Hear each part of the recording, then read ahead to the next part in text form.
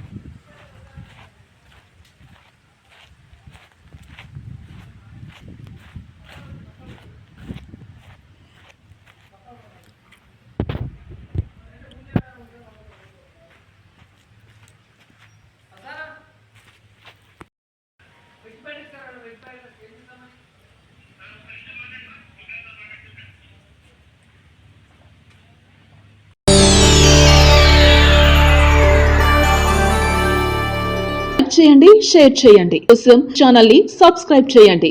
అలాగే ఇక్కడ ఉండే ఈ గంట సింబల్ ని క్లిక్ చేయండి. మేము అప్డేట్ చేసే ప్రతి వీడియో నోటిఫికేషన్స్ మీకు వచ్చేస్తాయి.